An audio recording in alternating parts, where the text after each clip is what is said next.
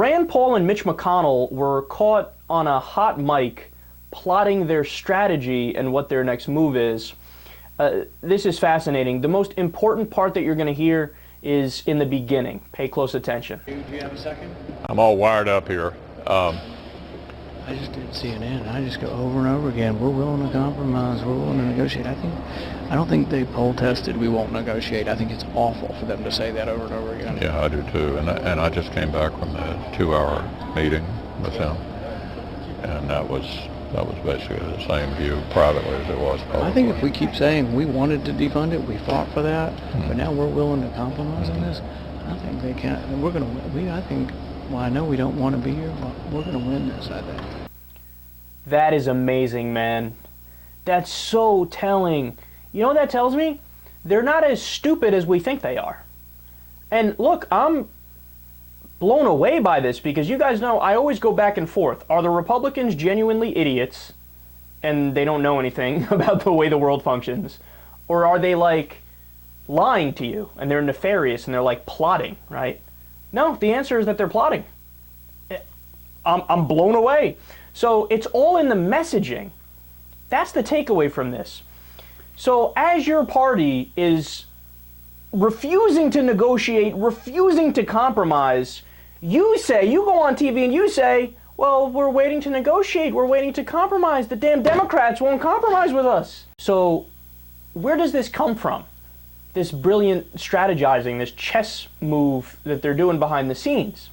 It comes from a guy by the name of Frank Luntz. Frank Luntz is a pollster who's actually a disgraced pollster because he would ask incredibly leading polls to get the answers that he wanted, right? But he took his talent and he applied it to someplace where they have no morals and no scruples. He went to the Republican Party.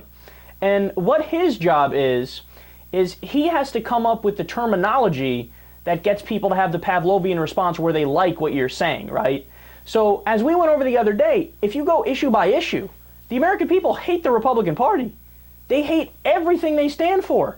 You know, the Republicans want to increase, defense spending. The American people want to cut it. They want to cut taxes on the rich. The American people want to raise taxes on the rich. They don't want to cut Social Security or Medicare. The Republicans want to cut Social Security or Medicare. So the American people dislike the Republicans on their policies. But how is it that the Republican Party always gets like 49% of the vote or over 50% of the vote? Because the people get duped because of the messaging. So let me give you a couple examples of some things that Frank Luntz has come up with. He found out through polling that the American people don't like it when the Republicans say capping spending, which they've been saying for a while. So the Republicans changed their terminology because Frank Luntz told them to, oh, you need to control spending. So it's no longer capping spending now, it's controlling spending, and people like it better. Instead of saying smaller government, the Republicans used that forever when it polled well. Now that's not polling well. So now they say efficient government. See, notice this is Orwellian games. It's the same policy, but use different words, and then people will vote for you. He says you guys got to stop saying capitalism. You need to say free market principles.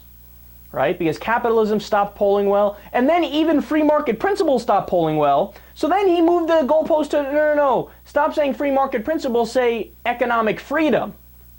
So he always comes up with this new terminology to repackage the bullshit, and he tells the Republicans what to say. He says you can't say tax reform anymore. Stop saying tax reform, that doesn't poll well. You say we need simpler, flatter, fairer taxes.